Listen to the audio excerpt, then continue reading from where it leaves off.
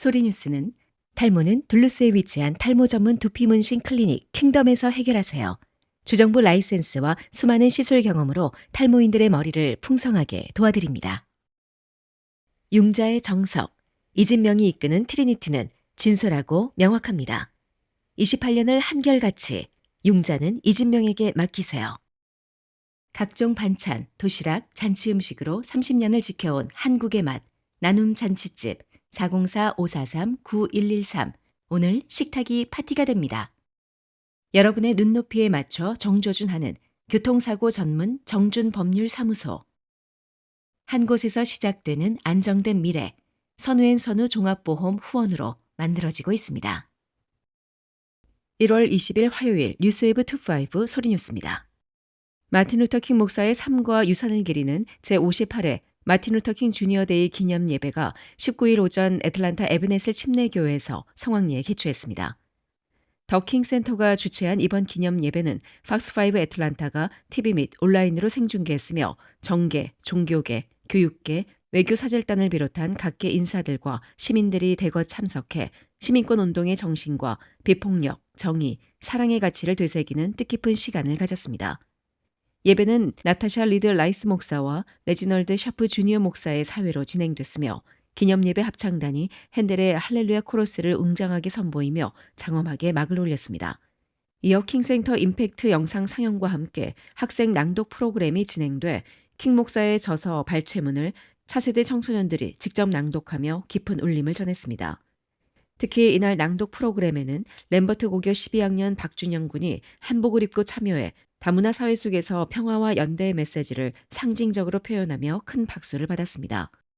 무대에는 애틀란타 심포니 오케스트라 소프라노 완다 템코의 아메리카 더 뷰티풀 공연과 함께 코빙턴 리저널 발레단이 참여해 예술과 인권 메시지가 어우러진 감동적인 무대를 선사했습니다. 또한 쿠레타 스코킹 여사를 기리는 헌정 순서에서는 쿠레타 스코킹 영 여성 리더십 아카데미 7학년 학생인 시아라 와이트가 헌사를 전해 깊은 감동을 더했습니다. 이날 행사에서는 킹 목사의 막내딸이자 시민권 운동 지도자인 버니스 A. 킹 목사가 추모 연설을 통해 미국 사회가 직면한 위기를 강도 높게 지적했습니다.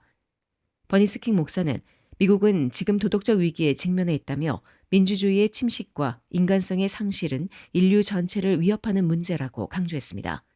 그녀는 인류애를 호소하며 우리는 더 이상 기다릴 수 없다, 지금 행동해야 한다고 말했으며 비폭력 정신이 분열과 증오를 극복할 수 있는 유일한 해답이라고 역설했습니다. 한편 이날 기념식에는 조지아주와 애틀란타를 대표하는 주요 지도자들이 대거 참석했습니다. 브라이언 캠프 조지아 주지사는 영상 축사를 통해 킹 목사의 유산을 기리며 정의와 평등의 가치를 강조했고 안드레 디킨스 애틀란타 시장과 에베네셀 침례교회 담임 목사이자 연방 상원의원인 라파엘 워넉 상원의원도 연설을 통해 시민권 운동의 정신을 계승해야 한다고 역설했습니다. 각 지도자들은 애틀란타와 조지아주가 시민권 운동의 중심지로서 정의와 평등을 향한 투쟁의 역사를 계속 이어가야 한다고 강조했습니다. 또한 이날 기념예배의 기조 연설은 기독교 문화센터 글로벌 창립자이자 이사장, 뉴욕 브루클린 크리스천 컬처럴 센터 담임 목사인 A.R. 버나드 목사가 맡았습니다. 또한 이날 행사에는 주 애틀란타 총영사관 이준호 총영사를 비롯해 애틀란타 주재 외교단이 참석해 벨 링잉 세레머니를 진행하며 세계 평화와 인권 증진을 향한 국제적 연대를 다짐했습니다.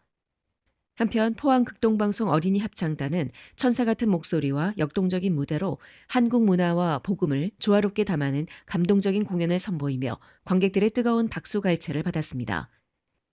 에베네셀 침례교회는 마틴 루터킹 목사와 부친 마틴 루터킹 시니어 목사가 목회하던 교회로 미국 시민권 운동의 영적 중심지로 평가받고 있습니다. 현재 교회는 마틴 루터킹 국립역사공원 내에 위치해 있으며 매년 전 세계 수십만 명이 찾는 역사적 성지입니다. 이번 제58회 마틴 루터킹 데이 기념 예배는 세대를 아우르는 메시지와 음악, 예술, 외교, 교육, 신앙이 어우러진 종합 기념 행사로 치러지며 킹 목사가 꿈꿨던 사랑의 공동체 정신을 다시 한번 되새기는 뜻깊은 자리로 마무리됐습니다. 비영리 봉사단체 미션 아가페는 호세아 헬프스와 함께 마틴 루터킹 주니어 데이를 기념하는 사랑나는 봉사 행사를 열고 지역사회에 따뜻한 온정을 전했습니다. 이번 행사는 애틀란타 클리브랜드 애비뉴에 위치한 호세아 헬프스 본사에서 개최됐으며 지역의 어려운 이웃들을 대상으로 신발, 의류, 학용품, 음식 등 생필품을 전달하고 따뜻한 식사를 제공하는 등 실질적인 지원이 이루어졌습니다.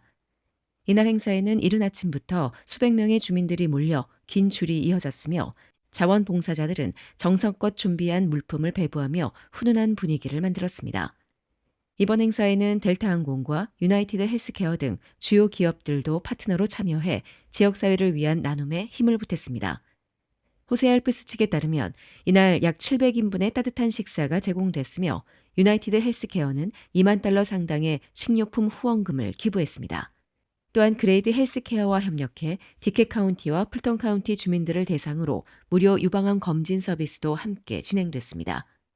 한편 미션 아가페 관계자는 킹 목사의 나눔과 봉사의 정신을 기리며 지역사회에 실질적인 도움이 되길 바라는 마음으로 이번 행사를 준비했다며 앞으로도 도움이 필요한 이웃들을 위한 다양한 지원 활동을 지속해 나갈 것이라고 밝혔습니다. 행사에 참석한 지역 주민인 산드라 브라이언트 씨는 호세아 윌리엄스 목사는 노숙자와 지역사회를 위한 진정한 챔피언이었다며 이 단체는 애틀란타 시민들에게 실질적인 희망을 주고 있다고 감사의 뜻을 전했습니다. 이번 사랑 나눔 봉사 축제는 민권운동의 정신을 계승하고 지역사회를 위한 실천적 봉사의 가치를 되새기는 뜻깊은 자리로 평가받고 있습니다. 귀네 카운티 시리프구 키보 테일러가 이민 세관 단속국과의 협력 중단을 요구한 교사노조의 공개 서한에 대해 즉각적인 면담을 추진하고 있다며 공식 입장을 밝혔습니다. 귀네 카운티 시리프국은 최근 성명을 통해 귀네 카운티 교육자협회가 발표한 공개 서한과 관련해 이 사안의 민감성을 충분히 인지하고 있으며 솔직하고 건설적인 대화를 위한 자리를 마련하고 있다고 밝혔습니다. 앞서 교사 노조는 아이스 단속 활동이 2025년부터 본격화되면서 학생들의 결석과 중도 탈락이 크게 늘어나고 있다고 주장했습니다. 노조는 이민 단속에 대한 두려움으로 학교에 나오지 못하는 학생들이 늘고 있으며 일부는 학업을 포기하고 있다고 지적했습니다. 노조는 서한에서 아이스 활동은 학생들에게 심각한 심리적, 정서적 상처를 남기고 있으며 반복되는 트라우마는 장기적인 학습 장애와 행동 문제로 이어질 수 있다며 이는 정치적 문제가 아니라 도덕적 문제라고 강조했습니다. 이어 우리 이 사회는 민주당, 공화당, 무소속 인사들로 구성돼 있으며 당파를 초월해 학생들의 안전과 교육권을 지켜야 한다는 데 뜻을 같이 하고 있다며 셰리프국의 아이스 협력 활동에 대한 즉각적인 유예를 촉구했습니다. 그러나 셰리프국은 주 법에 따른 의무 이행이라는 입장을 고수하고 있습니다. 조지아주 하원 법안인 1105호는 불법 체류자로 의심되는 수감자를 연방 이민당국에 통보하도록 규정하고 있습니다. 이에 따라 귀네 셰리프국은 구금 중인 피의자에 대해 아이스에 통보해야 하며 아이스는 해당 인물에 대해 구금 요청을 발부해 연방 이민당국으로 이송할 수 있습니다. 테일러 셰리프는 과거 기자회견에서도 셰리프국은 이민 단속을 위한 급습이나 현장 단속을 벌이지 않는다며 법이 요구하는 통보 의무만 이행하고 있을 뿐이라고 설명한 바 있습니다. 테일러 셰리프는 교육자들과의 면담을 통해 학생들과 지역사회가 겪는 우려를 직접 듣고 법집행기관으로서의 역할과 책임을 설명하겠다며 상호 이해의 계기가 되기를 바란다고 말했습니다. 한편 이번 논란은 귀네 카운티를 비롯한 조지아 전역에서 강화되고 있는 연방 이민 단속 정책을 둘러싼 지역사회의 갈등을 단적으로 보여주는 사례로 향후 교육계와 사법당국 간의 논의 결과에 관심이 집중되고 있습니다. 도널드 트럼프 행정부의 과도한 이민 단속에 대한 우려가 커지는 가운데 이민자 구금시설에서 세 번째 사망자가 발생했습니다. 20일 MBC 방송에 따르면 이민 세관 단속국은 텍사스주 엘페소에 있는 캠프 이스트 몬테나에 구금돼 있던 니카라과 출신 불법 이민자 빅토르 마누엘 디아스가 숨졌다고 밝혔습니다. 구금시설에 수용돼 있던 불법 이민자가 숨진 것은 이번이 44일 만에 세 번째입니다. 아이스에 따르면 디아스는 미네소타주 미네아폴리스에서 체포됐습니다. 그는 이후 구금시설에 수용돼 있다 보안 요원에 의해 의식이 없는 상태로 발견됐고 14일 오후 4시 9분에 사망 선고가 내려졌다고 전해졌습니다. 아이스는 사망 원인에 대해 자살로 추정된다면서도 공식적인 사안은 여전히 조사 중이라고 밝혔습니다.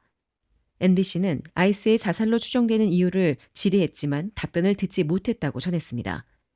지난해 8월 만들어진 캠프 이스트 몬테나는 지난 8일 기준 2,903명이 수용돼 있는 미국 내 최대 규모의 아이스 구금 시설 중 하나입니다. 그러나 이 시설은 텐트식 구조물로 안전 문제에 대한 우려가 제기돼 왔으며 이민자에 대한 신체 학대로도 악명이 높습니다. 워싱턴 포스트에 따르면 아이스 역시 자체 조사에서 해당 시설이 연방 구금 기준을 위반한 사례를 적발해내기도 했습니다. 특히 지난 12월과 지난 3일에 이곳에서 2차례나 이민자 사망 사건이 발생한 바 있습니다. 지금까지 1월 20일 화요일 소리뉴스였습니다. 건강한 하루 보내십시오. 고맙습니다.